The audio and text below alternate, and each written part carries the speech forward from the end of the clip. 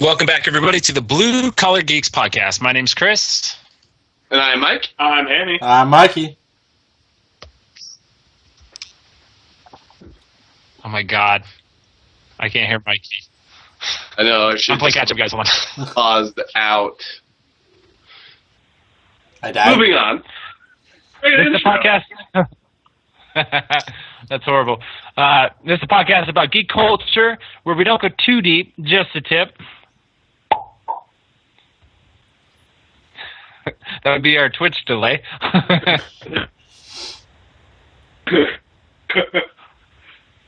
All right, boys, let's start off like we start off every show and talk about what we're drinking. And start with Mikey. I've already finished the Immortal IPA from Elysian. So, yeah, that's gone. Now we're on to some, what the hell is this? Potato vodka from Eastside Distilling in Portland with some Wild Cherry Pepsi. Keeping it classy, all right. Pinkies out. Hammy, what are you drinking? Did you say me? Oh, I apologize. I am drinking Pine Mountain Pilsner from Deschutes. What did you have before that, though? Ooh, I had that last week. I forgot. This is beer number 2. I know you did. That's kind of why I wanted to think the Pilsner sounded good. Yeah. But also from Gam Dud Brewing. I'm sorry, I struggle with it every time. But this is the James McCann Scottish Red Ale. It's got an amazing bottle. It's great. And it was delicious. It was absolutely amazing. I love reds. I don't think I really had that many Scottish reds. Is that what you like, Mike?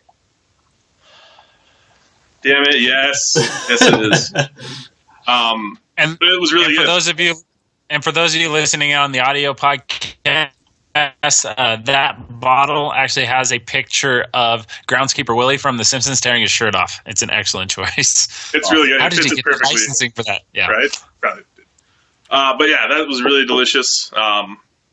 Yeah, Gam did brewing. Deliciousness. Mike? All right.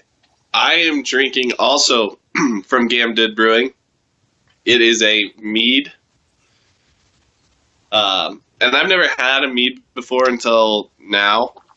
And I've been told about it. And it's uncarbonated if you don't know what a mead is. It's kind of like a wine. And this one is cranberry, raspberry, and mellow. It did have an incredibly smooth, like honey aftertaste to it that made it super, super easy to drink. It's really good. The other thing that I enjoy about this beer is that it's a 10.3%. So it is a solid alcohol, content beer, and it really tastes good. That was the first one I drank. So there it is again. This is also from Gam Did. These guys are awesome for sending us beer. The second one that I've cracked into is a Portland Brewing Belgian Stout. It's called Rosehip Gold. I went away from the stouts just because I actually ran out of new ones. So went with a Belgian, and I'm enjoying it. Nice. Nice. Chris? And I'm drinking the Vanilla Otis from Ninkasi Brewing, and it's a oatmeal stout with 7.0 alcohol content, so I won't be getting too sloshed. But it's a really good beer. I think Mike had it one of the first podcasts that we had, but I wanted something that tastes good, so I went with something I knew, and it's delicious. Did anyone have that at Comic-Con? 'Cause they had that up there, right? What? The Otis? The Vanilla Otis? They had Otis, but they didn't have Vanilla Otis. Yeah, okay. Gotcha. All right, boys, let's jump right into what we've been playing this week. We'll start off with Mike. I haven't actually played a whole lot, but what I have played, obviously Battlefield Hardline. That's one of those that it's probably always going to be on there. I actually jumped into more Ori and the Blind Forest, which is really cool because it's like Mario, but the level never ends, is what I'm kind of noticing. And then I've also played the Show 15, which is a baseball game for PlayStation 4, and it is beautiful. It's a beautiful game. Yes, y'all can flip me off because I'm the only one with the PlayStation. Son of a bitch. That's right. that's it for now. I want to go ahead and throw in. I know it's not a video game, but I went and saw with Mikey Furious 7, and highly recommend it. Cool. And we'll cover that in the movies section. Hammy, what have you been playing? I've been playing Battlefield Hardline and a lot of Borderlands. Mainly the prequel. Prequel. Sorry. I've never played any of the Borderlands games. They have that Handsome Jack collection now for next-gen consoles. So it has Borderlands 2 and Borderlands the pre-sequel. I love it so much. It's so fun. It's hilarious. And I'll dive into that later. But mostly that. And I've also been reading comics. Yeah. Some Invincible and some Deadpool. That's pretty much it. I didn't really play that much. Didn't play very many video games. Awesome. I haven't played video games for like 2 weeks. I played a little bit of Battlefield with my son, but that was it. I've been so busy. But yeah, we'll cover it in the comic portion, but I've been pretty much been comic heavy. We knew that was going to happen coming out of Emerald City. Mikey? Battlefield Hardline, Battlefield 4 was all I played this week.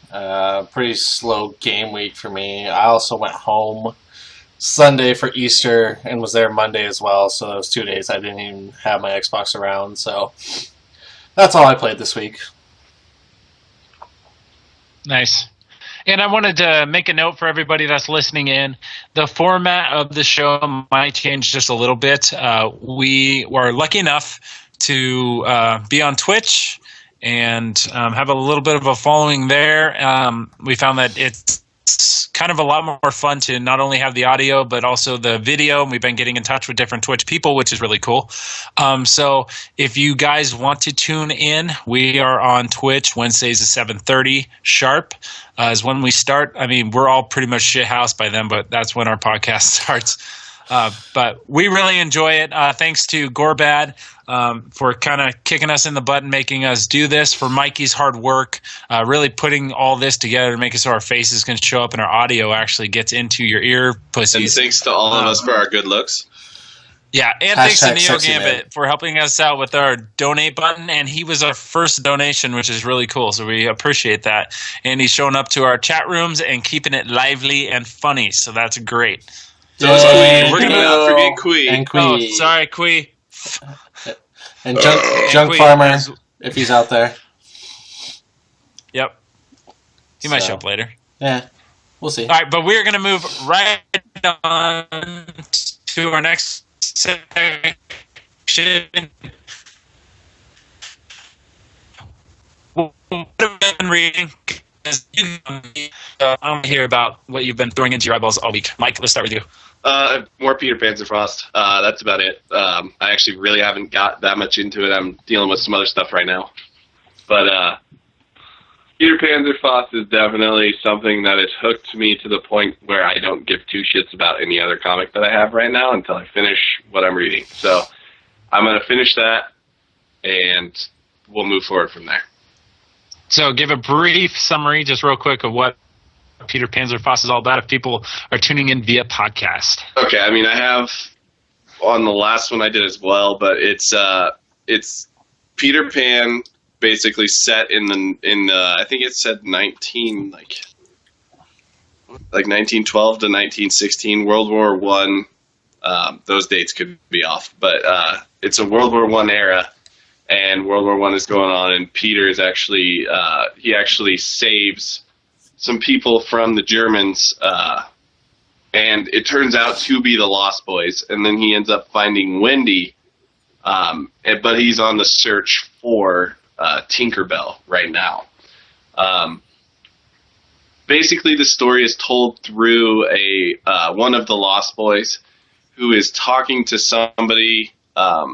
Who is constantly asking questions like, okay, when did you meet Peter? How did he save you? Like those kind of things, which leads me to believe that he's either a psycho patient, or like Peter is dead and they're trying to figure out like why he died, like he was murdered or something. But I don't know beyond that.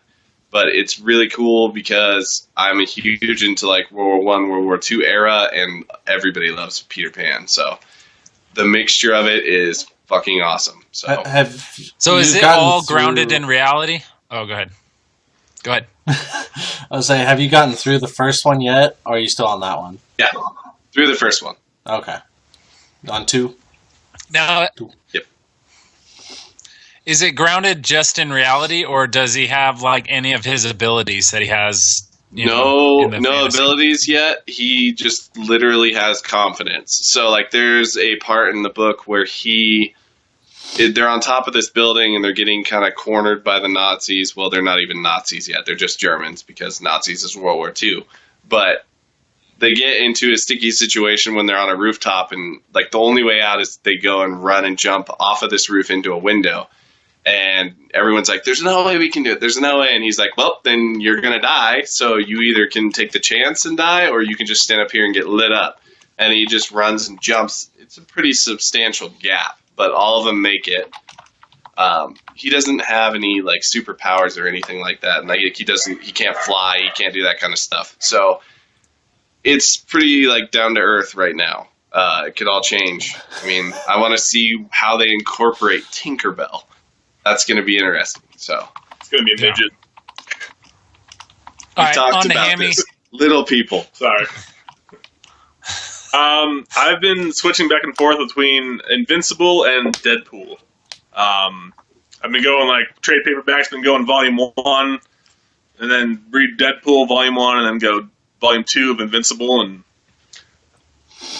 they're both just amazing. And Invincible is, if you've never been a comic person, if you've never dabbled in it, it's an awesome place to start. It's totally an original storyline. There's nothing else you need to know besides when you pick up the first issue or first trade paperback, whatever you get.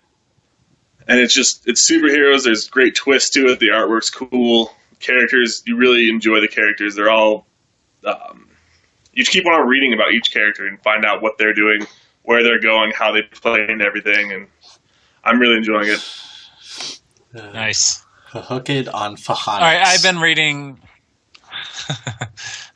One of our listeners wants to send us Hooked on Phonics for Mike. Not sure why. I can't read. All right, I've been reading Five Ghosts pretty heavily. I'm almost through the second trade paperback. I talked about this last time, but I don't think it really got on. It was like a mid-week recap. But Five Ghosts is about an adventurer who is looking for something called the Dreamstone. And what he finds out after he gets it is that the Dreamstone is a connection between this reality and the reality of dreams. And all the characters that we come up with, like your Sherlock Holmes, your Merlin and Dracula, all those people. I said Dracula.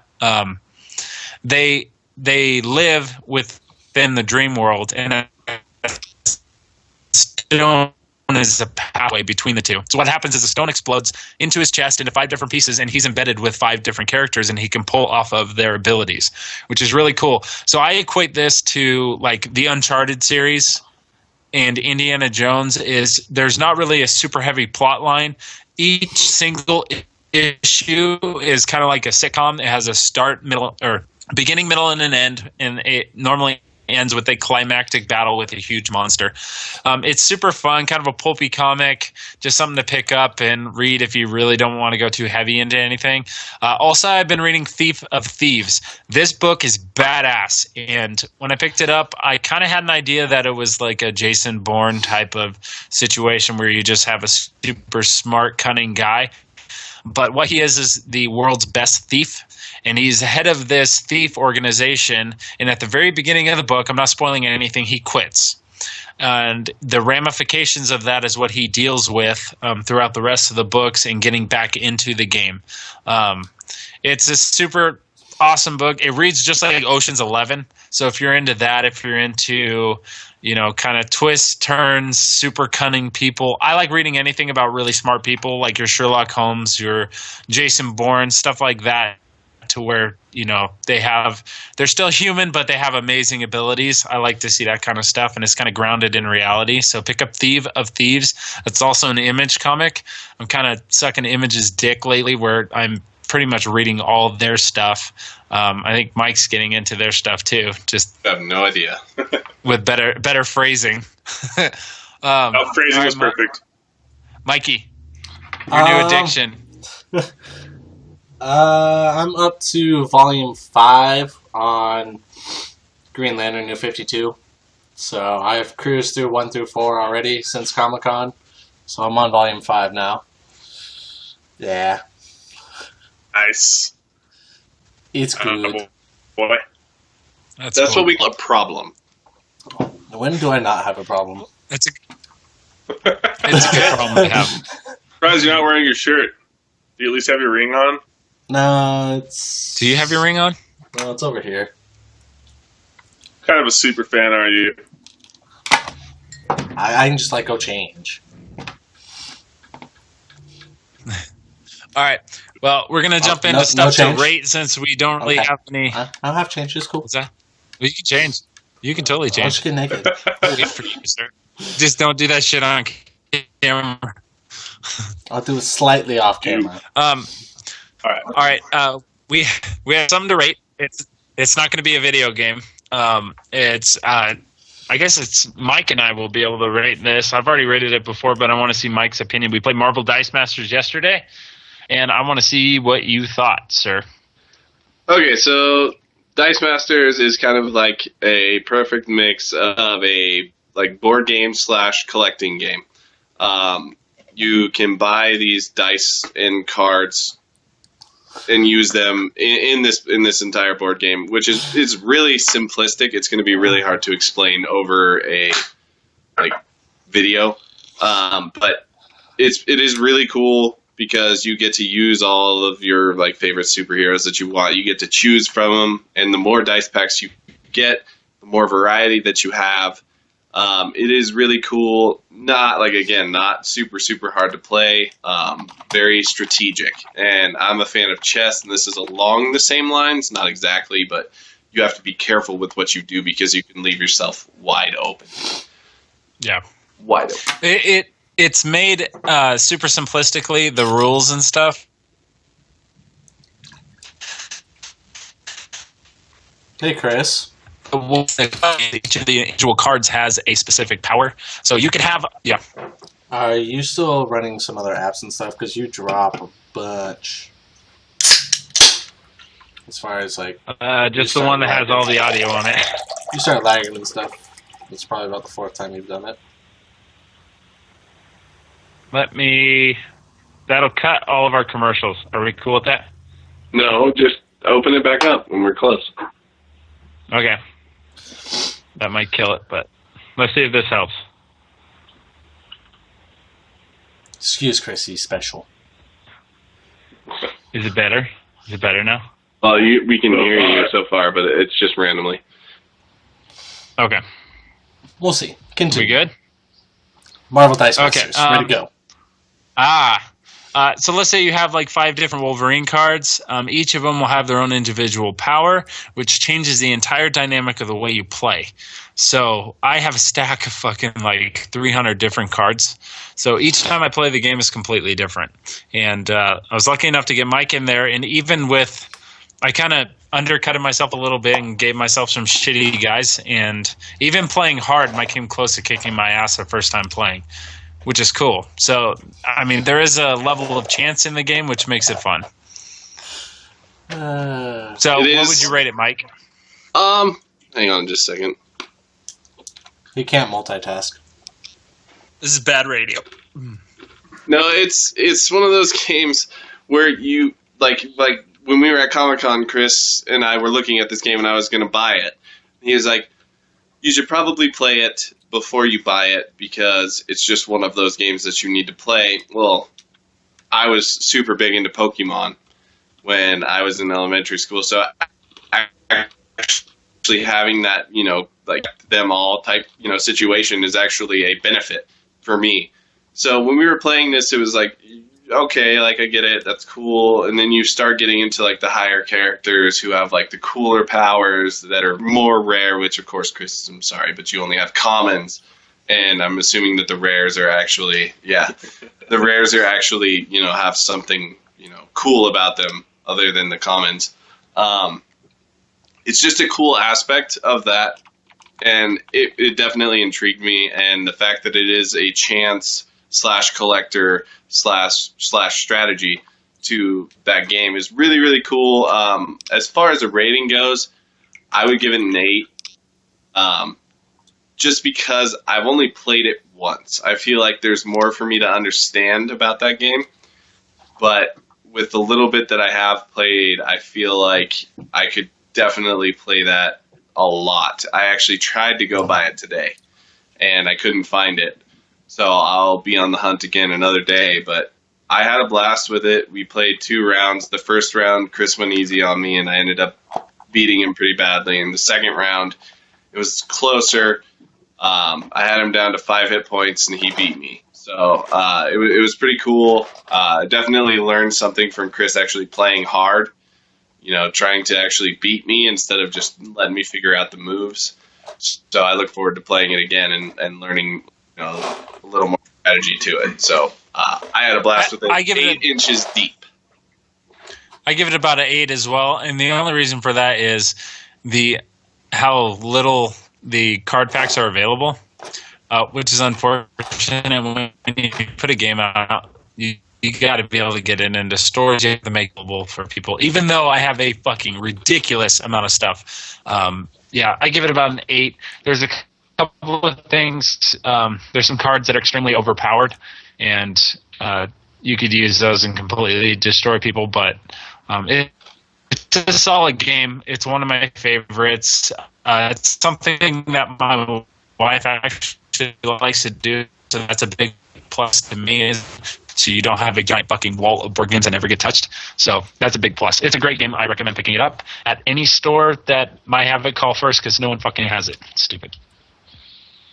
And I will say, for someone that hasn't played the game, when we were in Seattle and Chris bought 20 or so packs of it. How many did you buy, Chris? Yeah, about 20. Yeah. And that excitement when you were a kid with Pokemon cards and opening up a pack to see what you got, it wasn't even mine. I've never even played the game. I was so excited to see what character he got in that pack, and that made me want to buy him, even though I never played it before. So I do want to get into it as well, so I'm pretty excited to just try it out and catch them all. Yeah. Catch them all. Oh my god. All right. Mike, Mike or whoever want to cover coming soon? No, what I want to do is you kind of jumped over this segment, and I want to kind of do this and just so that everybody here probably knows too much about us already. But it's the Get to Know the Crew segment. So they can know more. This segment we'll ask basically, what game brings you back to your childhood like no other game can? And I want to start with the oldest here. So, Chris, when you think of it, fuck you guys. This is gonna make everybody laugh. But I spent hours on this fucking game. So give it a little bit of background. My grandma used to babysit me, and she was like 65, 70 years old. And my grandma played Nintendo like none other. She had the fucking Nintendo guides. She'd play Zelda, Mario 3, and beat them left and right, find every nook and cranny. So when we go over, she'd have a box of games for us to play. And one that we played the most, because it was a cooperative game, and I believe they had a head-to-head battle, but Bubble Bobble. Do you guys even know what that is? I know what Bubble Bobble is, absolutely, 100%. Okay, so you're 2 little dinosaur-looking creatures, and you shoot these bubbles that you can actually either jump on, or they encase different things, like treasures and shit that you're trying to get. You work together to defeat, different levels or try to attack each other. Very similar to like how you could battle each other on Mario 3, kind of like that. But I played that for hours. It was a toss-up between that and Contra. Contra is big, but I spent way more hours in Bubble Bobble. And when I think of it, it takes me right back to playing with my older brother, sitting there on the floor and hours and hours and hours and playing through the night. And on our birthdays, and we were poor as fuck when I was little, my mom would rent a Nintendo, and we would play for 2 days straight and not fucking sleep. And that was one of the games that was a go-to, is Bubble Bobble. I would say if you're gonna talk about Atari, you should definitely incorporate Joust. Neo. NES, motherfucker. NES. I know. I'm just saying, to Neo, Joust is a Atari. You must include that game into your description of Atari. Or California Dreams. That was big for Atari. Yeah, California games were always awesome. big. Yep. Mike? All right, it's on to you guys. We're going from oldest to youngest. Is that what we're doing here? Oh, yeah. Mm-hmm. Mine would have to be 100% NBA Jam for the Super Nintendo. Yeah. It was just one of those games where it's 2-on-2 basketball, and every single time that I think about NBA Jam, I just think about every single friend that I had in elementary school coming over, and we'd play that game. And kids that I was on traveling teams with would come over, and we'd actually draw up fucking plays for that game, to the point where we would actually set screens by knocking the other dude over, and it was so much fun to play. And it was just basketball. It was just basketball, but it pulls me straight back to my childhood. The only other game that even comes close to pulling me back to that would be GoldenEye 007. Yeah. Still give that edge to NBA Jam, though. So that would be my game. Nice. All right. My game is going to be Nintendo 64 Perfect Dark. Me and buddy Cody played that game for so long, and just against AI back before you could play with other people. Oh my god, that game was so much fun, and that was just, whenever I think of games that I played when I was younger, because I didn't play Nintendo and Super Nintendo. I played them, but I was never super gung-ho into them. But when I really started getting into gaming was probably Nintendo 64, and that game, me and my buddy Cody played the shit out of. Stay at each other's houses, take it to the other person's house, play it. And to be fair, you should also, if you're going to bring up Cody, mention Time Splitters. Okay, and then Nintendo GameCube, Time Splitters, we also spent a lot of time. Probably the equal amount of time in Perfect Dark. Time Splitters was an amazing game that if they made a new one out of that, I would shit myself. I'd play the old one still if I could. Yeah, those were great games. We had so much fun on those. But spring break, whole week over at someone's house playing that game nonstop. So, Mikey. For me, it would, honestly, the game that pulls me back to my childhood would be WCW Wrestling for the 64. It was my friend who lived up the street. About every morning before school, we'd spend an hour. We'd just wake up early, spend about an hour playing that game before we had to walk to school. So if I had to pick a game that brought me back, that would be the one, because, that's what video games were all about, was playing with friends and hanging out, and so that one brings me back. If it was me, myself, it'd be Super Mario for NES. Which one? Just Super Mario World? Yeah. So that one was the one I played the most by myself, so that's the one I really got into. Nice. I just want to point out, Chris, your audio sucks because you're on a Macintosh and it's doing that fuzzy thing. Goddamn milk! But, go ahead. Already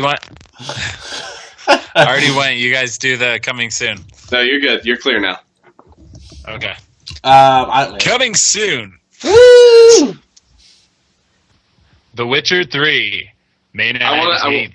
I want to expand on this for a second because I'm super excited for this now. I listened and read a little bit about this today. The Witcher 3 comes out May 19th. Now, this is one of those games comparable to Dragon Age. I didn't want to put the time into Dragon Age. Dragon Age is super, super inventory management heavy. And I know that's because this is what Chris told me. The Witcher is more about you as an individual, not like your whole team just spoke. What they did say is that there's over 200 hours of gameplay if you want to complete that game 100%, which is pretty intimidating. That's a lot of time, but if I just went through the regular campaign, focused on myself, and that kind of a game, that's awesome. But I still don't know if I'm going to have enough time to do it, but I'm going to try. I'm going to try my ass off. I know in October they're going to come out with a expansion that's 10 hours. And they're coming out with another expansion. This is all DLC that you can download. It's not a new game. It's going to be 20-plus hours. So we're talking about 230-plus hours to complete this game. So it's intimidating, and I know that like I'm always like, too much time, blah, blah, blah. I'm not going to play this. I always end up buying those games. It's just a matter of time. So I'll probably buy it, but it's definitely got me excited. There is some, super, super in-depth features. Like the example that I heard today was like, if you're going to go and fight a spider, you need to take an antidote that is going to protect you against, spider venom. But if you're going to kill that spider with fire, you also need to take an antidote that is going to help you with, fire resistance. But if you take too many antidotes, like at a too high of a dose, you'll actually make yourself sick. So some people find that complicated like Chris does. I find that really intriguing because it sounds like it could be really cool. Well, Chris is simple. I am a simpleton. Yeah. But it should be fun. I'm excited to try it. I don't know if I'm going to be a launch, buyer at this game, but I'm definitely going to have it at some point. Definitely. Can you guys hear my audio? Yeah, you're good. Yeah. Moving to the next game, Ride is June 23rd. Xbox One and PS4. As we talked about before, Ride is a sim of motorcycle racing. So I'm excited for this. I know Mike's probably the only one who would be excited about it, but I'm probably the most excited. Yeah, I would, without a doubt. Without a doubt, Mikey, you're the most excited just because I don't understand it as much as you. So. Yeah, unfortunately, this next game is definitely going to overshadow this. Batman Arkham Knight also comes out the same day. So, Ride doesn't even exist. Sad. Yep. It exists in my world, okay? Just Oh, it doesn't. shut up. Mikey, guess what's going to be downloaded on your Xbox that day? Yeah, Batman. Honestly, I've just watched you play some Ham. I haven't actually played any of the Batmans myself, so the fact we have Xbox Share now and stuff, it's they need to coin this thing. Xbox Share is what they just need to call it. No, they need to keep it under the fucking radar so we don't wreck our situation. But yeah, They made so much more money off of us. Oh, they really have. That's 100% true. They have, so it's good for them. Unfortunately, I feel bad because GameStop doesn't make my money anymore. So, but hey, Fuck whatever. those guys, they're a ripoff. Well, the manager here is really nice, so I feel bad. Yeah. But Batman Arkham Knight is also June 23rd, Xbox One and PS4, so Hammy's probably blowing his load over there right now. Chris is probably I think second. all of us are. That's why you can't see our lower bodies. There's a reason for that. And we don't wear yeah. pants while we do this. That's the other reason. I'm so excited for this game. I loved the first two. The third one was all right. It was pretty much the same thing, just not as great as the first two. Arkham City, though, that was such a great game. It was the open world aspect, I guess, kind of open world, not superly, but it was a fun game. The fighting was easy to do, the different combos you could do, and I'm not a great fighter guy in games. I'm not. Mortal Kombat, I'm not that great at it. No. Who beat Shao Kahn? Yeah, the final boss? 3,000 attempts. I'm not that great at remembering combos and stuff, but it's easy to do, and I love that. Who doesn't love that, man? I mean, the story's great. It has, filters in all the different villains in different ways, and this one's got a brand new villain, so. Nice. And I don't know who put in about right now, so. the Battlefield Front trailer, so That's not me. So the Star Wars Battlefront trailer is going to be launching on April 17th. This is something they're doing a whole Star Wars celebration on this day. A must watch. Like, you have to keep your eye out for this. It is going to take over the world. There is too many people who are Star Wars fans for it not to take over the world. It's the amazing DICE and EA involved together with a Star Wars game. It would be a disappointment if this wasn't the game of the year, in my opinion. So I don't see how they could really mess this up, but on April 17th, they're going to release the first trailer for it, and you'll probably see more at E3, but I am so ready for this freaking trailer. I was going to say, is this going to be a gameplay trailer? Is this going to be like I'm trying to figure out what Chris is doing. I don't know. Walking a fart or something? Like, get moose.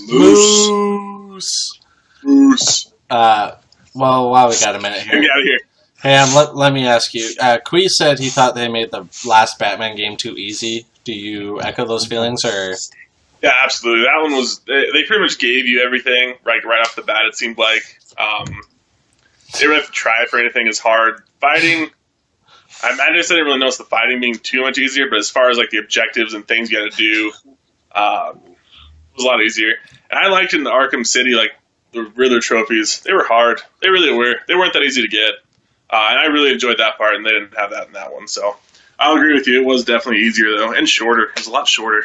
I think I rented it. I didn't even buy it. You rented it? No, yeah, I guess he wasn't trying to summon his dick. He's been trying that for 30 years. It still hasn't worked. Lord Vader, rise. Wake up! Only the blue pill works for Chris now. A pill for that. The pill for everything. Well, again, as our game release countdown has always consisted of, the next game that we love that's coming out in 6 days, Mortal Kombat X. Boop boop. Yeah, I think we're all grabbing this. So what that means for everybody here is the next time that we broadcast our podcast, we will have played this game. All gonna be about that shit. You have to stay up late that night. I will stay up late that night. I have that day off. Are you coming down here? No. Well, if you have that day off, you are coming down here. I have an audit on Wednesday. He'll give you a hand job. What's your guys' character of choice? I'm Mikey? Sub-Zero. Okay, so Chris is Sub-Zero. Mikey, what's your character of choice? God, there's a few. I've always been a fan of Scorpion or Liu Kang. That'd be the two I'd go with. Hammy? I don't have one, actually, to be honest with you. Bullshit. No. I don't have one that I'm better with. I kind of like playing all of them. All right, in that case, playing with all of them. Sorry. You're Ferritor because you're fat. Touché. Mine would definitely have to be Reptile. No doubt about it. Nice. Next. Oh, did you guys see Cassie's selfie fatality? Oh, I literally saw this probably an hour ago. No, I haven't. I was working all day. It was great. Yes, Jack you squat. can expound on this. Please expand my horizons. Okay, so Thanks, Chris. first of all, if you don't, what? Just keep talking. Okay. If you don't want us to ruin this for you, too bad. Fake off or whatever. So Cassie Cage, in the video that I watched, it was her against herself, but pretty much pulls out like a stick of some sort, baton, hits her in the face, breaks the jaw off where it's hanging on by like one of the sides. Is it a baton or is it a blade? I thought it was a baton. I could be wrong. I only watched it like twice. Couldn't tell. Either way, breaks the jaw off where it's hanging, crap's falling out, and she just walks over, puts her arm around her, and just takes a selfie, and it kind of zooms out to where it's like a fake Facebook, and it's just got like crap going on. She uploaded it. It's hilarious and awesome and gory. Everything you want from Mortal Kombat. They literally show her like fucking uploading this shit to Facebook. It's hilarious. Chris, you okay over there? Yeah, totally good. Okay. No, yeah, it's going to be awesome. No, unfortunately, I have an inventory audit the next day, so I cannot come to Bend for that. I don't believe you. Anyway, so Mikey will be in Bend with us streaming that on the Tuesday, which you guys will are gonna be, kill me. what day is that? Getting drunk as shit. You guys are going to kill me. I got to But go to 6:30 the next It will morning. be so much fun. We will stream it. Oh yeah. As long as if we're at my house, as long as there's just one of us streaming, then there wouldn't be any problem. So if it's just me and Hammy, we'll stream it. If it's me, Hammy, and Mikey, the more the merrier. Whatever. We'll make it work. Don't put pressure on me. Oh, I'll be here. It's all matters. Chris will probably be stuck at home cooking dinner, cleaning up dog poop, wiping his wife's ass. And I'm going to go and play. We need to do Drunken Combat Tournament.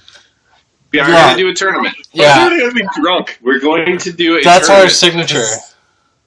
If you guys have suggestions right now about a tournament that we can do, we want to drink and be like basically the two winners be totally fucked up by the time that they're facing See, each other in so- the final. My thing was, there's so many characters, we can split it up where we each take a character and we set up a bracket and, go through it, essentially.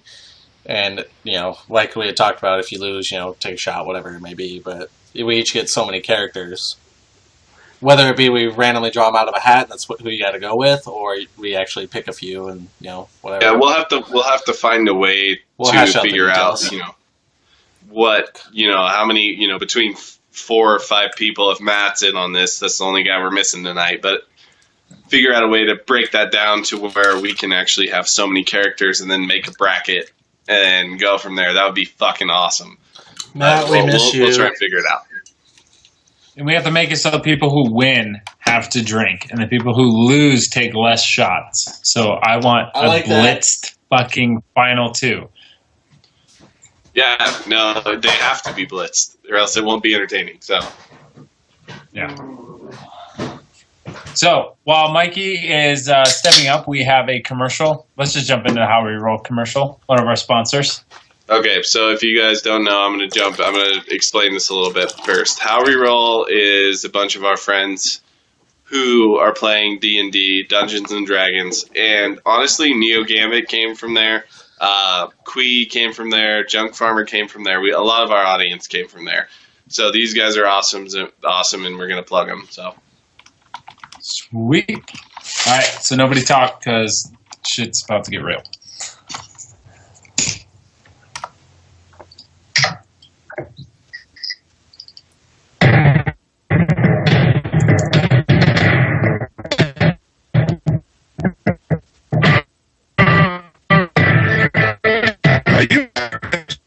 So join us on How We Roll.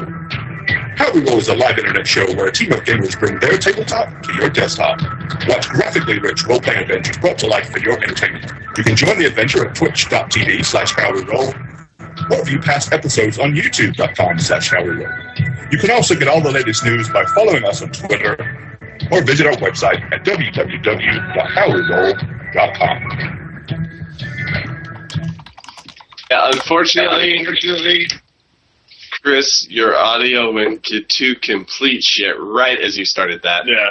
But I still heard it. It just sped up and slowed down at points. Fuck. We'll get better at this, we promise. We just I need think- Chris to get off of shitty-ass CenturyLink and Macintosh computers.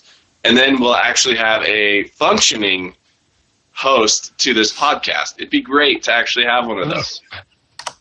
It was working earlier. God damn it. Could you at least get the gist of the commercial? I could hear it, but it was just like the speed was slowing down and speeding up. So Go. Okay. Go. Any hoozles? I don't know. All right. all right, so we're moving on now. Keep the show alive, people. It's always alive. Woo, girls. Yes, thank All you, right, Neil, for deals giving You're us wasted. of the the fucking roll week. down. Deals of the week. Wait. Neil, why is Hammy King Hammy? Who the fuck nominated him for king? Oh, God. Okay. No. The biggest one You here. do not get to put your pinky up when you're drinking that. That is mine. You put your pinky down. Take that like a man. Hey, Gorbad. What's up, Gorbad? Or bad Oh, shit. What in the house. You son of a bitch. He We just played your commercial. I'll say he and just it missed went his to shit. commercial. He probably came in to say how shitty it sounded. Yeah, his freaking audio. God damn I'm it. sorry. Stupid Mac. No, but seriously. How is Hammy King Hammy? Is it just because he's the biggest? Because if so, that's some bullshit. I'm protesting. I object. ERB. I accept. I'm the best. I'm probably the person that is the least out of all these guys, so it's probably not the best title for me. I don't even have a computer, so. You don't even have a laptop, Ham? No. What happened to your desktop? Did you just It's blow somewhere in it my up? closet. I don't know. Okay, here's the fucking crazy thing about Twitch is that we all get so fucking comfortable that people take the fuck off. You guys are just taking shots and not saying a fucking thing. We need to move on to deals of the week. The audio it's will be fine. stripped from this. It's fine. Alright, deals of the week for Xbox. Pool Nation FX, Child of Light, and Rayman Legends are free.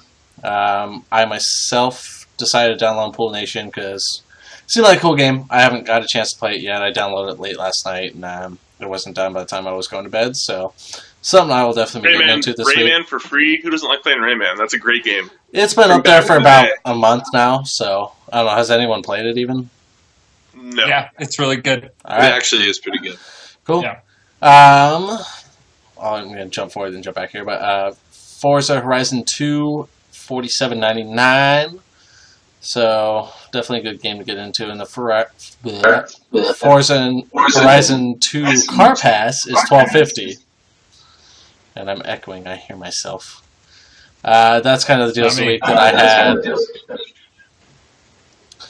So PS4, Mike, what do you got? Honestly, I have no idea on PS4 this week. That's your job. I know. You have but one job. the PlayStation Vita. I know that right now you can get Monster Bag and Killzone Mercenaries for free. Which Killzone Mercenaries is supposed to be like it's definitely the best first-person shooter on the Vita. I heard this from our other Blue Collar Geeks member, Matt, who is a avid Vita player. He's the main reason why I got one. He told me about it, and it's free, and it's currently downloading on mine right now. So I'm super excited to play it. But as far as PlayStation 4 goes, I don't know off the top of my head. Okay, so we're gonna move on to Chris, bad do news. you have something like to do? You're very speedy. Trying to keep the No. show rolling. Did you take Well, some speed before the show or something? Yeah, Do we need an intervention? I'm okay with that. Were you gonna send me to a day spa where I just don't do drugs? No, we're gonna send you to Mike's house. One thing I will say about No, PS4. fuck no, I'm not doing it. One ahead, thing I will Mike. say about PS4 is Axiom Verge is out. Check that out. Cool. All right, moving on to the fun news. For news, we won't play the News. audio for this one because it Audio was- issues. Because But Max I get sucks. to talk about HBO Now because I subscribe to that shit and it's awesome. It's way more than I expected it to be. And if those of you do not know what that is, let me know if my audio cuts out. Just fucking wave at me or something, and I will. Hi. Wait. I'll flip you off and call you an asshole. And There you go. I think That's a good wave radio. will work, but We had a big debate on this in past podcasts on what they would have to offer, whether it's going to be worthwhile. They're a little bit more expensive than your Netflix and your Hulu's. It's $14.99 a month. But what comes with it, I did not expect the package that they're offering. You have a large variety of movies. I mean, what are we it's talking about, Chris? HBO. HBO Now. Right. Okay. I didn't hear him actually say it. Hey, how you guys doing? welcome back, Mike. So I subscribe to it. The movie package Hey, your audio is sucks. my audio fucked up. God Yep. damn it! All right. You're good now. Continue. Quick.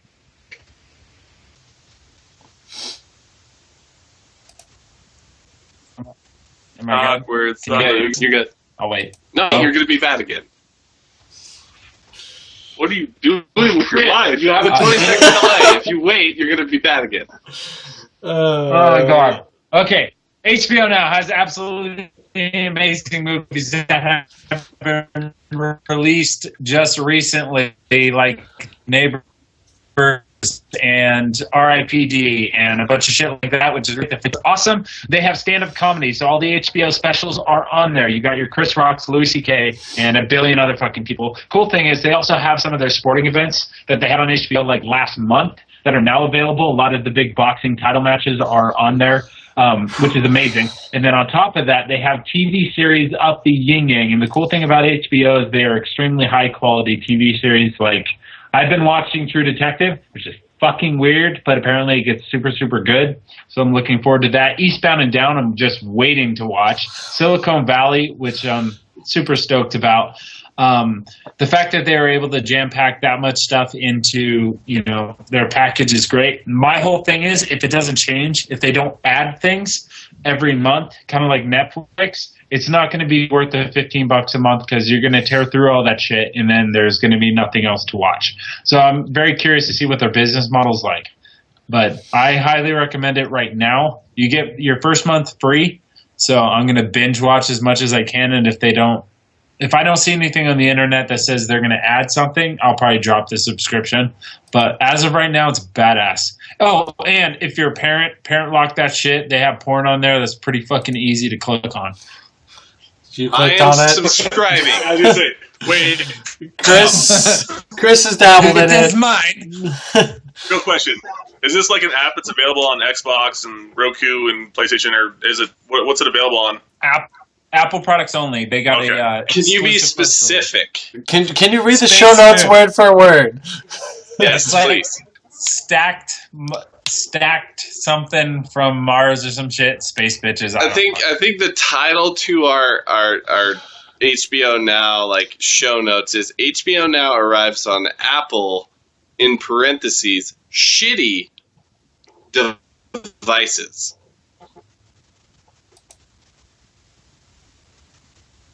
And Chris is gone. I can't hear him. It's okay, Chris. No one likes you anyway. I think it's a little bit of both, Chris. I think it's both your computer and your internet connection. So Anyway, yes, Bye. HBO Now, Apple devices. Cool. Moving It on. actually, it's pretty cool. I shit on it when it first came out, and I'm actually pretty excited to see what it's about when it actually expounds. So when it actually comes to Xbox or Android or whatever, I'm excited to check it out because it has a lot more than what I expected. Yeah, definitely. Moving on. Nadeshot from Optic Gaming is deciding to take a leave of absence from competitive Call of Duty. Hammy, get off your phone. Alright, fine. Cool. No one has a response to that. So, kind of a big deal. Nadeshot is one of the No. captains of Optic. He basically put out a video saying that he's going to take a leave of absence, not a You retirement. said. Fuck you. How about that? So, anyway, basically he's taking some time off. He thought he was just playing to not lose instead of win. He kind of lost motivation, so they're going to work on getting basically another person in there to work with them. Bye, Chris. Yeah, Chris. Bye, is Felicia. gone. Bye, Up there. Felicia. So, anyway, Nadeshot's, he's taking a little leave of absence from competitive Call of Duty, but says he will be back, possibly in the Advanced Warfare era, so we will see how that goes. Battlefield Friends is going to... honestly, Yep. sorry. I honestly hope that they don't go back to Advanced Warfare. I hope that they retract to World War II. There's been some stuff lately. They will. It wasn't necessarily in our news, but I hope so, at least. lately, like some stuff they've been releasing is suggesting Black Ops 3, kind of Vietnam era-esque type of stuff. I'd be okay with that. That's what they're leaning towards. It looks like based on a couple of the like small little tidbits they've released, as far as I think there's a couple things on a certain, I forget which Snapchat, if it was like Activision or whatever the heck it was. I don't know. I would have to go back and look. Yeah, but they are. It looks like that's kind of what they're leaning towards. That's what everyone's thinking. They've been going in the ideas of threes, so they're thinking Black Ops 3 is basically what they're going to go for. But who knows? We'll get more info as that comes along. So something we all watch. Yeah, can I take a second? Sorry, I just want to ask both, since I have you both here. Okay. Is this something you guys are looking forward to, or are you hesitant now? Because you two were both heavy Call of Duty players, and after this last Call of Duty, you both returned the fuck off by Advanced Warfare. So are you looking forward to this, or are you kind of hesitant? I'm going to let Hammy talk on this first. Go ahead, Ham. Chris, where's your video? I'm looking forward to it. I figured since my audio has gone to shit, if I kill my video, because my upload speeds suck, we might be able to get some of our commercials and shit in if I just stay audio. All right. You guys have prettier faces than me. True. All right. Hammy, go ahead. Anyway, so I'm looking forward to it very, very much so. Advanced Warfare just didn't do for me. The weapons, I didn't really enjoy any of them. I'm not really big into the energy weapon crap and the jumping around. It just totally changed. And in a good way, it changed the way I had to play. It made me try different things, but it just wasn't what I wanted from Call of Duty. So if they're retracting back to Vietnam or whatever, even just modern, just without some technology crap, that'd be great. That's just the way I prefer Call of Duty. There's other games out there, Halo, that you jump around like that and do all kinds of crazy weapons and all that kind of stuff. So I prefer Call of Duty to be more of an actual war type game. That's just my preference, but I am looking forward to it. I still trust them to put out a great game. I didn't hate Treyarch. Yeah, I didn't hate Advanced Warfare. It just wasn't my style of play. Like, it still looked good, and we had some connection issues. Me and Mikey both did. Even now, I think we tried. So I'm definitely looking forward to it. I still trust them to make a good game, keep the Call of Duty franchise going. Chris is rubbing his nipples very seductively. I might have to go in the other room. Oh, God. That was beautiful. And he's frozen now. I was saying his video is still loading on my screen. Anyway, my opinion of this is, they tried something new. It was a good idea. I think this game would have been alright, but the connection issues is what killed me. I couldn't do it. The connection issues was what turned me off from this game. So if they can fix that, I mean, I'd totally be okay with this game. But the new one, definitely, I will always be excited for a new one. As Hammy well knows, every game that starts out we hate and then we love.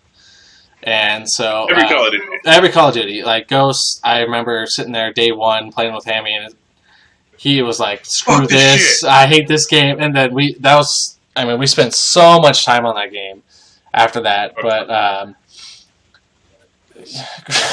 Chris, get that out of here. Keep talking, you're good. So, yeah, I'm definitely excited for the new Call of Duty. It will be fun. I've seen actually a lot of people go back and play some old Black Ops now that they think the next one's going to be Black Ops. With Treyarch going into it again, zombies is always the main extra, you could say, you get from it. So that's going to be another drawing factor, which this one pulled some zombie stuff. I know they just dropped the new DLC. It's got a second map for zombies and stuff. I haven't even downloaded it. That's how much I'm not in tap with this game right now. So we'll see. It's definitely promising. I will most likely have it day one. But, We'll see. As long as the connection issues get fixed, I'm totally down. To be an outsider here, and I have not played this game very much. This game feels like you have to snort an ounce of cocaine before you play it in order to have the Twitch reaction that you need to have. Doesn't anyone do this? Okay. That's easy. Now, it is so fast that it is like are you talking about absolutely Advanced absurd. Warfare right now? Advanced Warfare. Yeah, it's definitely the fastest one I've played since Modern Warfare 3. It takes you out of it completely. I mean, like, I have played every single Call of Duty before this, and yes, of course, I've kind of been like, towards all of them, but through the years it has gotten worse and worse and worse, and this is by far the worst, because I feel like if I see somebody, I have to panic immediately and throw every explosive that I have to try and kill this person, because he can jump, he can fucking shoot forward and backwards to the left, to the right. He can do anything to get away from me, so I can't shoot him. It is not worth my time to even try to aim at this guy. So I have a hard time even saying that this game is worth your while, because it is Advanced Warfare to the point to where it is like everyone is on speed. It's not fun. It is just totally 100 miles per hour. Like, if you can't think on the spot right now and you don't know the maps like the back of your hand, you might as well quit, because somebody else knows it and you're going to die. So, Mikey and Hammy, fuck you both. We cannot get those levels down, so we just get murdered. So it's not fun. This game is too much. Like, if you're amazing at it, you will do good. If you're just starting it, you're gonna suck. Too much. You have to balance it. Yeah, this one definitely requires a lot of time into it to get used to that speed. It was definitely faster than a lot of the other ones. Bye, Chris. But it's definitely, you gotta have that time into it to get used to that speed. It's much faster than the others. Obviously, they added the exosuits, which decided to, grab the aspect of you can jump and boost onto most buildings here and there, where it was before you have to go up a ladder, you have to find a way to climb up to it. So, it's definitely a lot faster paced than the last ones, but if you get down to it, you put the time in, which Hammy, I don't even think you really got close to putting time in on this one. I got Prestige twice. That was it. Yeah, and for Hammy, that's like 15 hours. I got to level 17 max. To be fair, Mike, I don't think I've seriously see you play a Call of Duty game since Black Ops 2. Like, intensely. Pretty accurate. So, Black Ops 2 goes down as my favorite. Yeah, it's, but, I mean, we'll see. They tried something new, like I said, and I'm not sure how well it worked out for them, but in the long run, live and learn and kind of move on from there, so all I can say is hopefully, I do agree. My thing has always been, how much further can you go?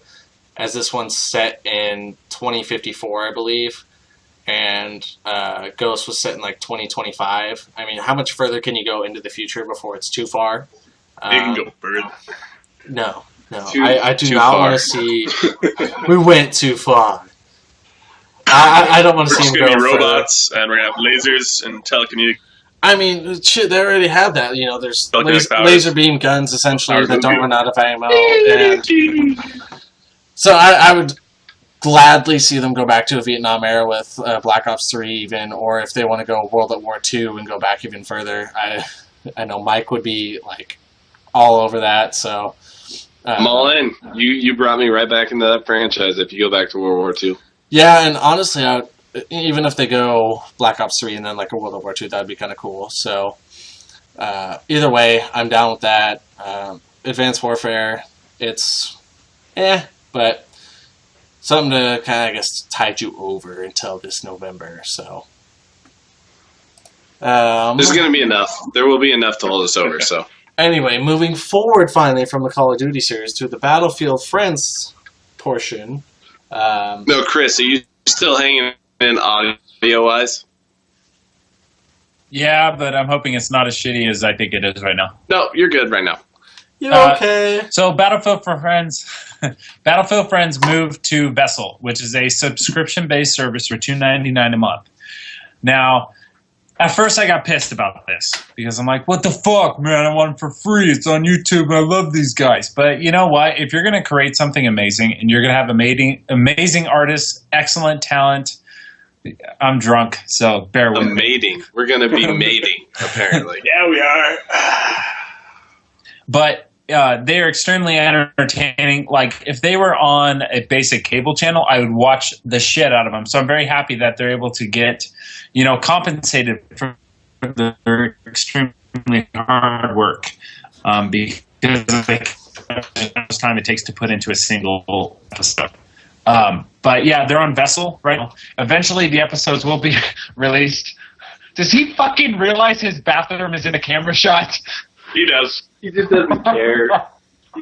He gives zero shits about... Oh God, leave the door open then. Jesus Christ, get some more women in this room. He gave all the shits. I'm pretty sure there's 0 women right now, so just shut the door. Yeah.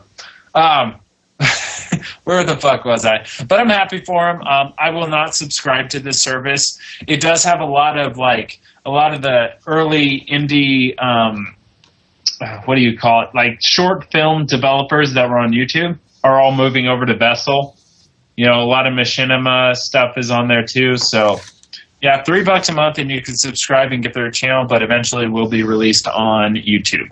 If you guys have not checked out Battlefield Friends, this is a hilarious group of people who make fun of Battlefield 4 and are moving on to Battlefield Hardline. All of their Battlefield 4 videos are on YouTube right now. You have to watch it. If you play Battlefield, all the glitches, all of the levels, all of the issues with the game, they really hit, and it is just hilarious. So check it out. You can literally search BFF, which would be Battlefield Friends, or you can type it all in. And I would suggest literally watching from episode 1, season 1, through episode 4, episode, whatever the last episode is, season 4. I'm the noob. Yes, Yep. yes. So good. Chris is absolutely the noob. Grenade out. I would probably describe myself as the mechanic because I lose my temper quickly. I would put Mikey as the medic, and Hammy, you're just pretty much everybody else. Anybody who's angry. Cool with that. Anybody I don't who's get in a angry good at video position. games. Who's in a good position, and the noob just comes and fucks it all up. That's Hammy. Hammy's the sergeant who gets That's the true. fucking bipod for his knife. I died once in Battlefield 3. Some guy killed me, and I heard promoted. I actually watched that one last night. Neo, so good. Battlefield Friends, as good as Vanoss and Crew. I would definitely put it up there. It's a different type of game. It's not actual gameplay, so it's more just cartoonish. But An animated short. yeah, I'd put it up there. They with are them. animated. I personally watch Vanoss and Minilad and Nogla and Wildcat and everyone in there, Delirious. I watch all their channels, and it's right up there as far as comedy levels. So I would definitely, if you like those guys, give it to them. Yeah, everybody should watch this. It's there. If you play Battlefield, or if you have played Battlefield at one point, you will understand their entire skits. So it's hilarious. I would suggest it. So what the fuck is Five Nights at Freddy's? Come on! Really? Five Nights. Really? Five Nights at Freddy's is a horror game.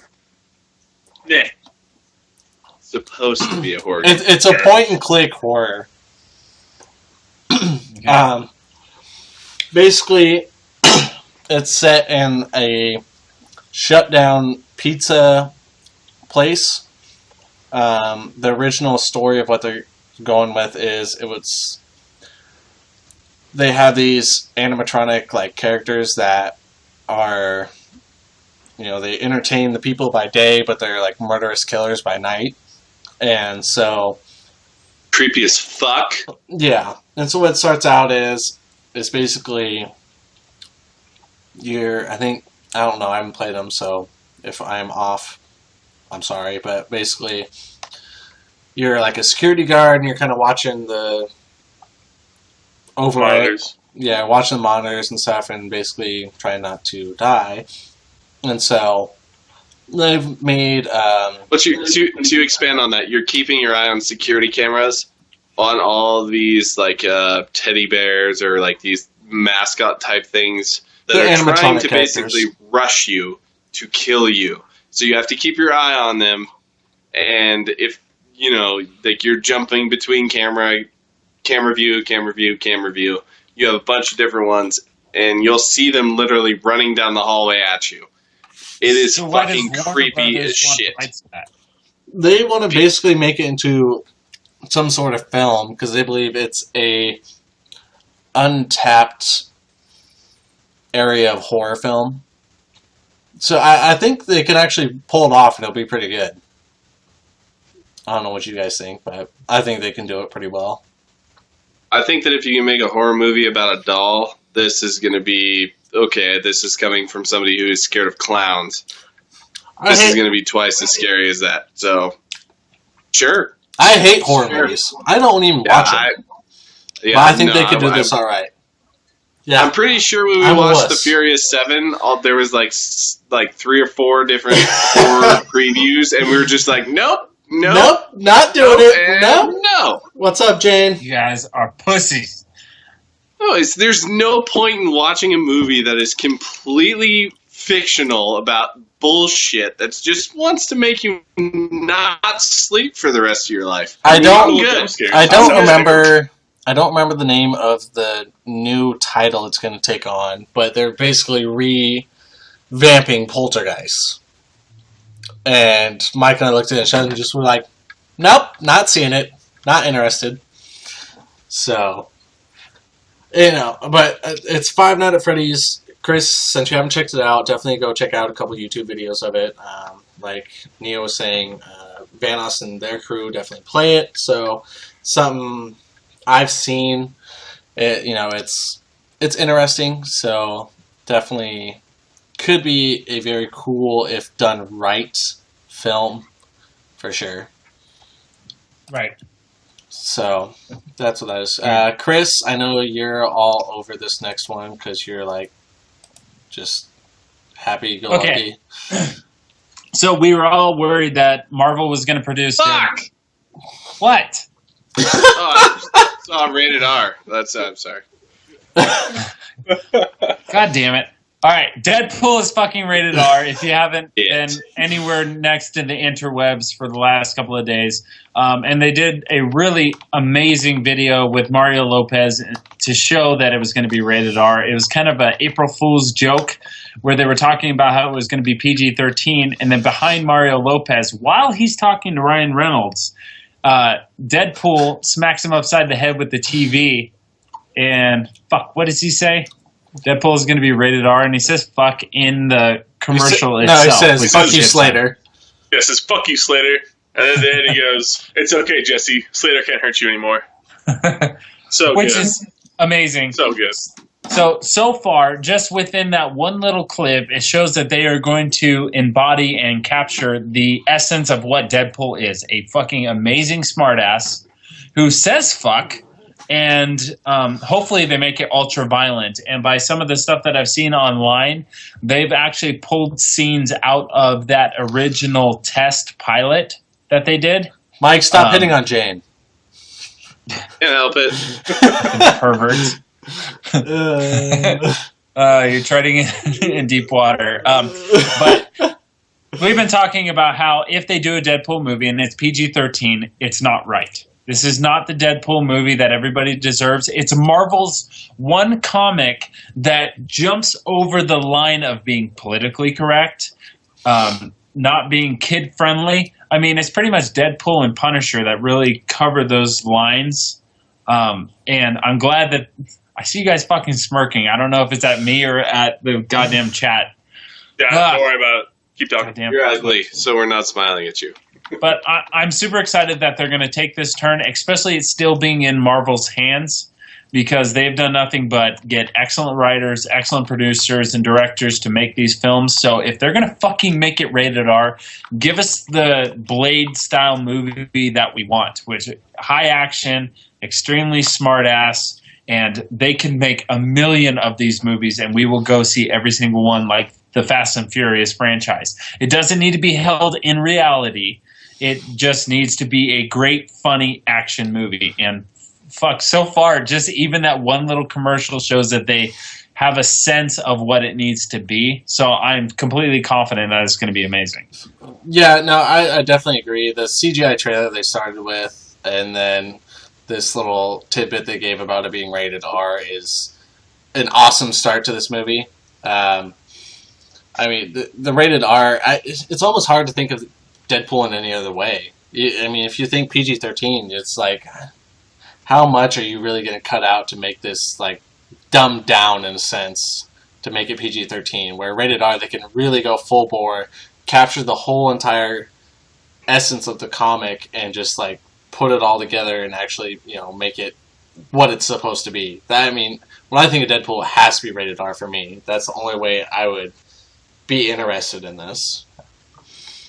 I don't know, Ham, you've been reading the comics, so... You don't know... If you don't think that, you don't know who Deadpool is. Because it requires an R-rated in order to make this movie legitimate. And the fact that Marvel is actually, you know, taking over this movie, if you're going to portray one of your characters, it has to be to the fullest extent. It can't be a half-assed. So... the fact that they're doing this in R means they actually care about Deadpool as a character, which is important, especially to people like, you know, Hammy or me. I don't know as much as Hammy, but people who are really interested in him as a character, because he's not only, you know, in the superhero universe, he's actually a comedian, and he doesn't give two shits about what other people think. And that actually reaches out to a broad audience. And if you dumb that down to a PG-13 or a PG, you're completely excluding those people. So this being rated R is going to help them 1,000 times, and I cannot wait to see it. Yeah, it means that Marvel was listening to their fans, and it's something that they're doing more and more. They've learned in the past that just to make movies, like just to fill seats, it doesn't really give it that. It doesn't give it the legs it needs to continue like a series, kind of like the Spider-Man, how it slowly trailed off. But now they're understanding that there's already great stories there, and all they have to do is put it to film. What the fuck are you guys doing? Don't even worry about it. All I hear is click and click, They're having click. fun chat time. Yeah. Jesus Christ. Okay, on to the next one. Derek, yes. I'm so excited about this. I can shit my pants. Daredevil is releasing this Friday. They're releasing the full first season, kind of like they do with House of Cards. I'm going to binge watch this shit. I am doing nothing else. I'm not even going to take a shit until I finish. That's bad for you, Chris. That's bad for you. There's no time for shits. Just bring your laptop into the toilet and just chill there. That's safer. No, this is really cool though. Yeah, I'm definitely excited that Daredevil on Friday is going to be on Netflix. I watched the trailer for it, and it seems like it's going to be really cool. Then Mike was telling me earlier that it's going to tie into the Agents of S.H.I.E.L.D. show, which I had no idea about. It will tie into the Agents of S.H.I.E.L.D. As far as like where they're at currently, or kind of as far as I assume they. I can't tell you until it shows up. I just know that there will be some connection between the two. Just saying, I read what they said, and it's going to tie into Agents of S.H.I.E.L.D. But they did not expound on why or how. Okay. So it's another reason for me to actually dive into the Agents of S.H.I.E.L.D., which I still haven't. So it's okay. I haven't either. I watched the news episode today. I haven't either. It's okay. So good. you haven't watched Agents of S.H.I.E.L.D., jump on board. It's great. This guy's hot. Showing out there. I saw her in real life. It's not a big deal, but it really is. We all saw her in real life. No, me and Mo saw her in real life. You guys don't know what's happening. We still saw her. So. Nope. All right. I'm assuming maybe Mike will expand on this some more. I'm just I kind of put this on here to see if Chris would actually say anything about it, but he clearly didn't read ahead, jerk. He doesn't know how to read ahead. It's okay. He's special. We love him anyway. So, Well, The Walking Dead comics are bringing back a Whoa. important character. Talk about reading ahead. I was talking about Zelda. Oh, Eh. oh sorry. Oh, whoopsie. Yep. Zelda got delayed and will not be showing at E3, which is super disappointment. Yeah, supposedly they're supposed to come up with something else that they're going to be presenting, so. They better, and it better be good, because holy shit, like, this sucks.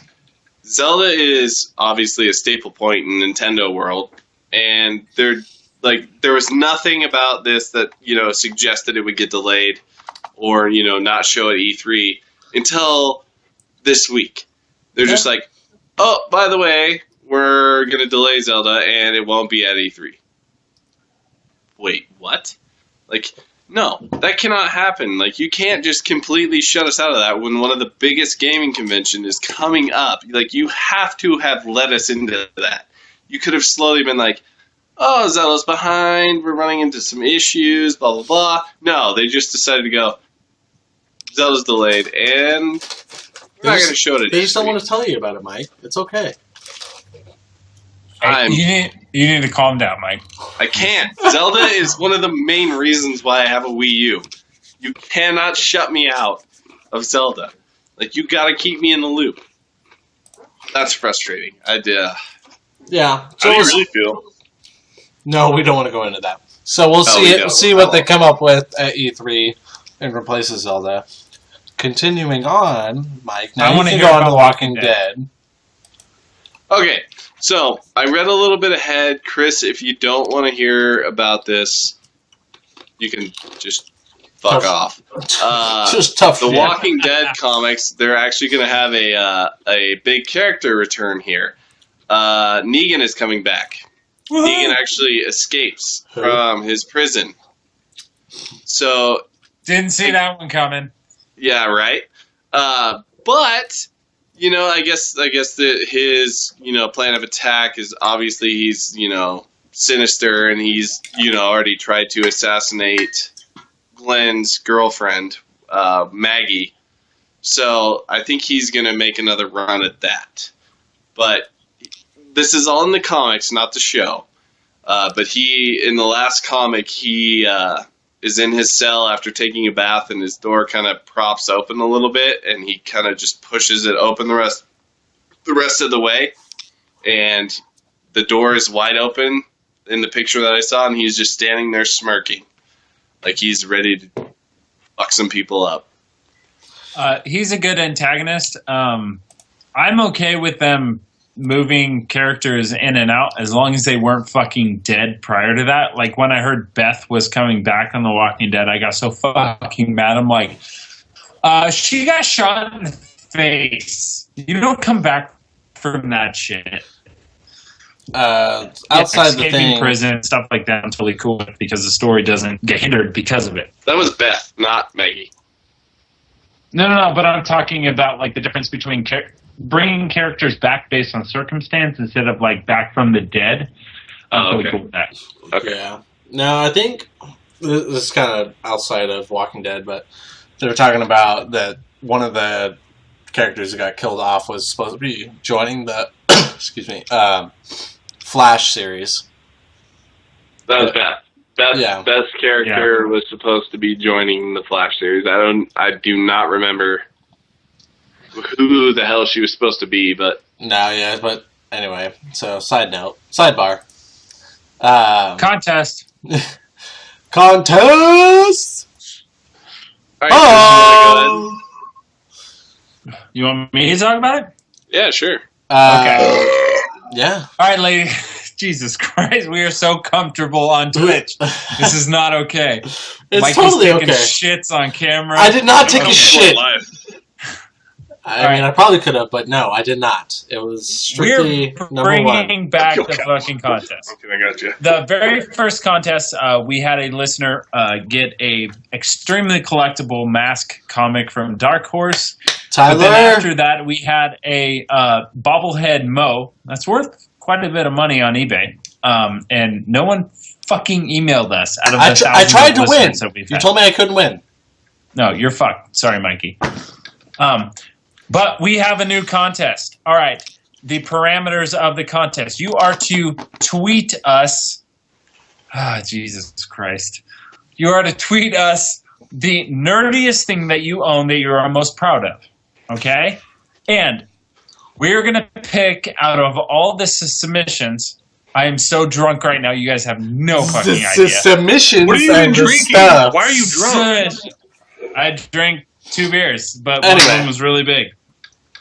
Ha. We're gonna send a BCG. I'm gonna send you guys a hat. thing. I'm Oh gonna my send you a God. hat. So you guys need to tweet us your most geekiest thing. The 5 of us are gonna pick who the winner is. We'll let you know via Twitter, and we're gonna send you one of these lovely BCG hats. So I'll get in nice and close for y'all. The front there, Hammy. Well, okay, he was displaying the back. Little BC Geeks on the back for you. Yep, little double take there. I will make one of the hats for you and personally send it to you guys. So that is our contest. Hopefully we will get some response from this. I know a couple of y'all have decided that you wanted some of the hats, so we will definitely be giving out hats for this contest. So it may be one. We might pick a couple too. If anything, we may pick up to 5, depending on if we all have our own favorites. So please submit us via Twitter your most geekiest thing you are proud of, and we will go through them and let you know Twitter-wise our responses. Closer? I can get closer, Junk. I can get real close up in this. Please never do that again. I don't want to see your eyes through TV. All right, again, just to reiterate, send us the geekiest thing that you're most proud of in a picture to @BCGeeks, and just post it on our Twitter, and we will kind of take a vote, and we will decide who the winner is, and you'll get a lovely hat. And there is more possibilities than one to win, so you got to at least participate. Yes, we need participants. All right. Commercial time. No, do you want to talk about the prison? Honestly, Homicide. I would like to go into a commercial break for a second. Get this done. So I'd actually like to get Chris's video back so we can do some more interaction, so people Yes. can see him. So this next let him commercial do- break yeah. is going to be Our sponsors. from one of our sponsors, Gamdud Brewing. They are amazing for sending us free beer, and all of it has been awesome. So please just tune in for 30 seconds. Even Hopefully the Chris's red was audio good. will work. I'm praying. Please let it Okay, work. then nobody talk, and I will play it.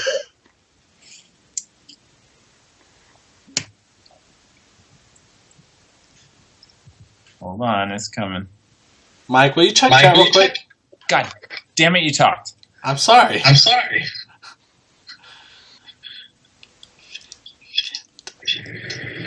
Ahoy, boys. Jeb here, captain of the One-Eyed Snake.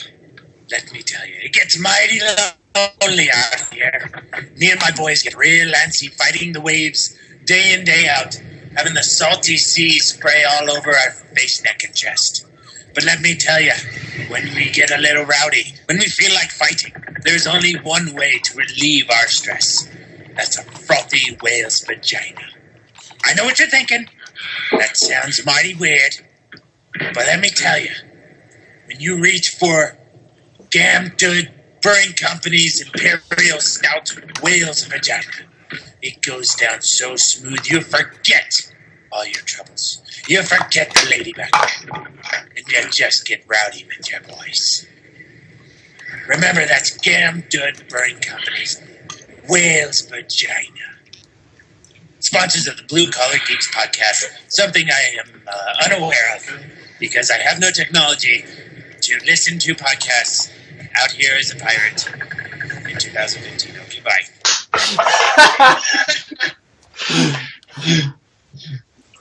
So yes. It's nice. Hold on. I don't want to hold on. All right, you good. Alright, so yes, as Mike and Hammy both are drinking some Gamdud Brewing beers and mead, that is definitely one of our sponsors this evening. Thank you, Chris, for creating that lovely commercial. The best one is yet to come, I still have to say, but... Yeah, you know what? It's a huge shout out to Gamdud Brewing, and Billy Carpenter is the guy behind all of it. It's so awesome that this guy from Michigan, who is a home brewer, is just going, here's beer. Just all you got to do is, give my name out to people, and Hi, Chris. okay, you have literally given us 3 of the best types of that kind of beer that we've ever had. And we live in a beervana area. So it's a huge compliment. We really appreciate everything that you do. So thank you very, very much. My co-hosts are being assholes right now. And they aren't appreciating everything that you do, which is why I'm drinking your beer and they aren't. And I am too. It's delicious. If I was there, I would love It to is drink good. it. So, but yes, all right. And speaking of beer, I am going to skip ahead a little bit, and we'll come back. Let's go ahead and rate beers. I want to start with Hammy and Mike because you guys did drink the Gamdud Brewing beers. So, Hammy, if you would like to rate your beer, please. Out of the Holiday All right, 5-pack. We'll do this as a pair because we both had Sure we did. taste of each. So Because you're a couple. It's cool. We got it. Are we going to do a commercial for it? Yeah. My arm goes over the top. All right. There you go. That's right. You guys match. You're so cute. It's awesome. I mean... Not a Anyway, big deal. Hammy, go This is ahead. just hugging Chris. All right, so I know how to the do one that I'm it. currently holding, will you shut up when I'm speaking, boy? No! Kyle? Bitch. Is the James McCann Scottish Red. And I'll show it to you guys again just because it's such an awesome bottle. Oh, yeah. So epic. I love Reds. Reds are probably my second favorite style of beer. It's absolutely delicious. I think it's like a 5.7, if I remember correctly. It's a very good red, very smooth, really good finish. Scottish Red, I honestly have not really tried a lot of Scottish Reds, I guess. So I don't really know what the difference was with that part, but it was amazing. So, Holiday 5-pack. I almost went bad there. Sorry. I'll give it a 4 or 5. It was really good. I loved everything about it. Sad that I only had that one. Just to kind of expound on that. Expound? Expound. Expound. Hey, Mike, before you expand on this, Would you like me to use another word? Yeah. There you go. yeah, before you Anyways. elaborate on it, hold on. This is a red, a Scottish red that I do not like reds at all, really. Again, I stick to mostly stouts and porters. So this is out of my comfort zone, and I had it, and from the beginning, as soon as it hits, your taste buds, all the way to after you actually drink it, it has such a full flavor and a good taste to it that I was just like, wow, this has got to be the best red that I have had ever. And it doesn't hurt that this guy is on the front of the bottle. Like, this just makes me feel so much better about it. But Grease me up, woman. if I had to rate this based on a red, because I don't like reds, this is 5. This is 5 out of 5. Like, it's so good. It is amazing. I'm super, super impressed that this is a home brewer who is working his ass off, sending us beer and this good, this quality. So I'm thoroughly impressed with Try it. it out real quick before you go on to the mead. I saw you had a website up. Do you know what they can type in to find that website? I do. I believe it's just Gamdud Brewing, which is GAMNDOODBREWING. That's how you know I'm Hey, not drunk Mike yet. can spell. Whoa. And is there, .com, can they motherfucker. buy this beer? Um, I know. you would have to contact him in order to do so. He is being amazing and just sending us this beer right now. I don't know if he's selling this or what. I would assume he is because he has a website and everything, but just go to the website, contact Check it him, out. get a hold of him, and literally every single one of his beers that we've had so far, awesome. Yeah, so Kui asked if he's selling the beer. I don't know. You've been in the most contact with him, so I don't know if he is or not. So, He is not commercial, so like you would have to literally contact him to find out if he can send you the beer. He has sent us the beer, so I'm sure if you contacted him and got a hold of him and talked to him about it, he would probably be more than willing to send you the beer. Like I said, it's all amazing. This is the first. This is the mead that I had, which I'm going to continue into our rating.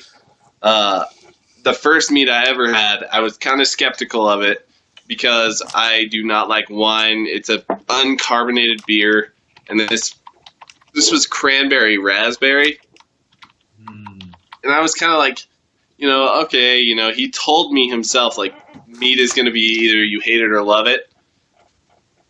It's awesome. I love it, and with no carbonation, it's a 10.5% pretty much. It is so good. Like it doesn't have that bite that a wine has, but it is amazing. Hammy said it best. That honey finish helps you drink this beer so much that it's super, super, super easy to drink even without carbonation. So like, it's something that I normally would not like. I love it. I can't get enough of it. And for it being Yes, a mead, you I give can, it. because I want one. I have one for you. I will not drink it. I will give it to you. I might. I'll give it, because it's not 100% my style of beer, I'll give it a 4 out of 5. But having a 5 out of 5 and a 4 out of 5 on two different beers that I am not a fan of those. Okay.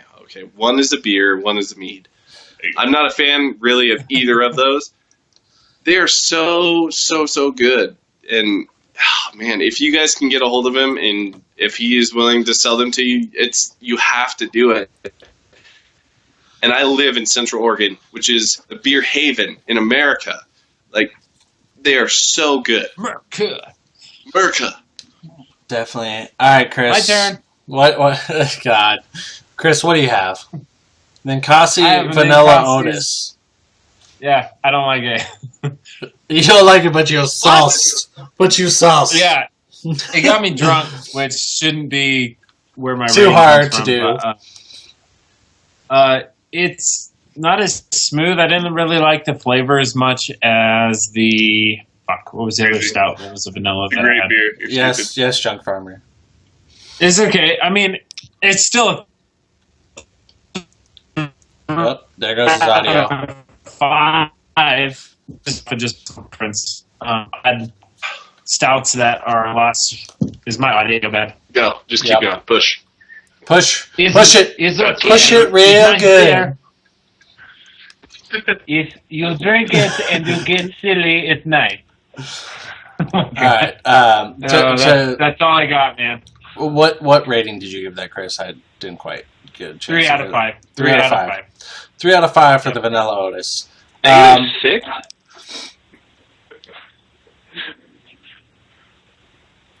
Three. No, I don't know. All right, Mikey. Anyway, yeah, I had beer that was just sitting in the fridge. The Elysian Immortal IPA. That's definitely Asian. Elysian, whatever. That's a 3 out of 5 for me. It's not my top favorite, but it's definitely a good one. The potato vanilla vodka from Eastside Distilling was also 3 out of 5. It's vodka. It's what it is. It worked. It did the job. It's good. So It did its job. It Vodka worked. that worked. It worked. yeah, I had about 3 glasses of that. So Salt and pepper's here. right. So no, they were both just. It was Chad. good. Nothing that was my favorite, but definitely good stuff. So I'm All right. down with that. Chris, Yep. I know this is a little bit after her, but are you getting ready to play your next audio for us? Yep. All right, guys, we are about to So go this will into be- our this top picks of the week of what we think is the best thing of the week, and get ready for this creepy as yet fuck audio. amazing audio from Chris for our coolest stuff of the coolest stuff. And I'm going to cover my face for effect. Mike, why are you sweating, dude? He's fat. Because I'm like- Hammy is right next to me. That's why. I radiate Oh my heat. Leave me alone. All right, hold on. Yes, I John. want to talk this time. Yes, John. Now it's time for coolest shit of the week. For his or her pleasure. What's your pleasure stick? All right, Chris, what is your pleasure stick of the week? Just say that again, please. Oh my god. Chris, what is your pleasure stick of the week? Disappointed. Oh, God. That's Yeah. the weirdest thing I've ever done. Did that come through? Yeah, Yes. it came Oh. through great. Perfectly. So good. Yeah. So All good. right. So again, we're gonna roll oldest to youngest here. So Chris, what's your pleasure stick of the week? Please let me know. My I pleasure would love to stick know. of the week is the pleasure stick. Chris's audio is his own favorite thing of the week. So he creeped himself Yeah. out. My pick of the week is not a fucking iMac, brand new iMac. My pick of the week was going to be HBO Now. It offered a lot more than what I was expecting, and I'm really excited about having TV shows after The Walking Dead ended. So I'm going to get into some. I want to watch The Wire. I heard that was the best fucking TV program that's ever been produced. So I'm willing to see what that's all about. So it just offers so much cool stuff. It'll run out soon, but in the meantime, it's month to month, so I can cancel at any point in time when I'm done. So HBO Now, I highly recommend getting it if you have an Apple TV, iPad, or just Apple products. They have the exclusivity right now, so get it. Fuck, I'm drunk. All right, for Shag It, we need to just all say pleasure stick really slowly and then Pleasure punch your lip. stick of the week. Pleasure stick. Pleasure. That's my pleasure stick. Huh? You All want right. it? You want my pleasure stick? You want to get somebody's pleasure stick? You're going to have to pay for it. All right, And Mike. that's the vodka coming out of Mikey, purely. Mike, what is your pleasure stick of the week? My pleasure stick of the week would have to be 100%, and I know this is really not nerd culture related, but Chris called this earlier today. The roast of Justin Bieber. Oh, dude. Yeah, This shit Mike is and I watched so this together. fucking funny. It will make you uncomfortable and laugh at the same fucking time. If you have not seen this, you need to watch it. You can find it on, in a Comedy Central app, whether it's on your phone or on your Xbox or your PlayStation, whatever you have to find a way to watch this. This is so funny. It will make you feel like a dirtbag, and just feeling for Justin Bieber for half a second and then just realize, no, fuck you. You deserve every bit of that. Yeah. It is awesome. It was really good. It made me cry multiple times. Must check out. Also, to be on the same page, Furious 7, great movie. I saw with Mikey. Bitch. At the end of that movie, there's a beautiful, absolutely beautiful tribute to Paul Walker. If you guys get a chance to watch that, it's absolutely worth your time. All right, shut up. Susceptible to emotion, so I actually cried. So It was great, though. It was All super right. good. If you like the Fast and Furious movies, check it out. All right, Ham. All right, mine. I have 2 because I'm gonna be a 4 Borderlands. that way. Because normally, hey, fuck you. Yeah, it is Borderlands. One of them, you asshole, dick. Like a 10-year-old game. Hey, it's still Exactly. not And that's good. why. That's why. And no, the Handsome Jack. Jesus. The Pendleton has hit Mike. Any oozles. What is happening to our show? Ah! All right, Ham. Right. Go ahead. Borderlands, the Pleasure Handsome Jack stick. collection. Borderlands, Handsome Jack collection. It's awesome. My brother played the games. I always kind of watched him play them. Was never something I got into. I decided to pull the trigger and bought that. I've had so much fun with it. The customization that you can do with your character as far as just different stats that you can try and focus on. You're always finding gear, different weapons. They're all so unique, and they're just a blast. What's up, Frankie? Frankie's. Such a blast. Really fun game. You should definitely check it out. The artwork's great. It's hilarious. Awesomeness. Second is going to be Invincible. I bought this completely with Mike and Chris telling me that it was awesome. I didn't necessarily trust them because they're assholes. Yeah. But I decided to pull the trigger. I think I bought 3 of them the first day we were there at the Comic-Con in Seattle. And then I bought 4 more the next day. And I kind of regret that I didn't buy more. It is awesome. It's a great superhero tale where, you got a kid going through high school that's just found out he's got powers and going through all this kind of stuff. And the plot twist, and it's great. I kind of have trouble putting it down. Cruise through pretty quick, so I really enjoyed it. It's my pleasure stick of the week. And to finish off the pleasure sticks. Awkward silence. And oh yeah, Hit my face on this right here. Oh, nice. Yeah, my pleasure stick of the week it's not super nerdy, but for me it is Furious 7 because I'm in love with this series. I have watched it since Fast and Furious, and like Mike said, just to put this one into perspective, they started filming with Paul Walker. He died in the middle of it, and to see what they did with it is really incredible as far as the tribute they really did to Paul Walker. The ending, I think, was very well done, and it's kind of hard for me to wrap my mind around the fact that this is the last movie he's ever going to be in. It's just crazy. So the fact that they really did an excellent job as far as what it meant to everyone in that cast and how they ended this series as far as his character goes. No, I didn't cry at the end of this, Neo. I did. Mike did. It definitely pulled some strings on my heart, though.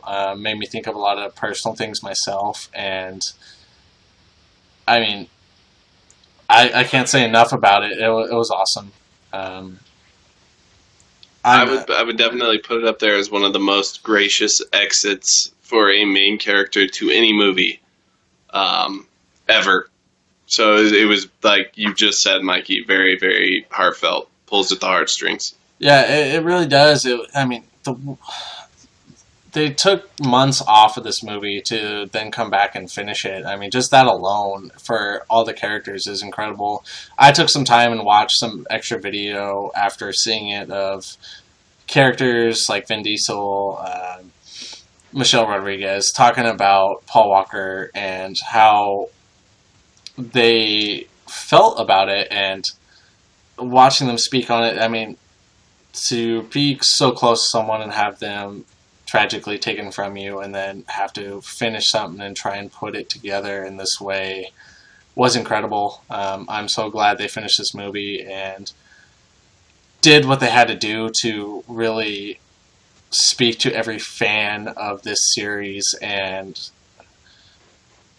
just give that shout out to Paul Walker and just let him know, like, hey, this is for you and this is why we're doing this. So that's my pleasure stick of the week. I totally loved the ending. more than anything of that movie, but the movie was great in itself as well. So, And to go on Neo Gambit here, Jason Statham was pretty freaking awesome as a bad guy in this movie. He played the part perfectly, so he deserves every ounce of credit. definitely. So, all right, Chris, if you want to give us a little outro for the podcast here. Absolutely. Thank you for tuning in, guys. Remember, you can reach us at BC Geeks on Twitter. Fuck you guys. Sideways, Chris. Huh? You can look us up on iTunes for Blue Collar Geeks. We're on Gmail for Blue Collar Geeks. You can look us up on Facebook. You can friend us at Blue Collar Geeks podcast. Now that we lost everybody that was listening. Man. Anyway, no. I got nothing. I'm fucking. So yeah, you can look us up there. Check out our YouTube channel. Blue Did you Collar already Geeks. out us? No. There you go. So,